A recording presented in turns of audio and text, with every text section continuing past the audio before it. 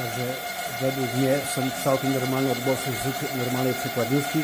Nie ma takiego metalicznego odgłosu jak u Ciebie, Michał, na Twojej próbie. Podejrzewam, że chyba sterownik, który masz, robi problemy.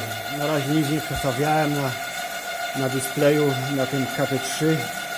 Zobaczymy, jak to nie wygląda, spróbuję trochę przestawiać.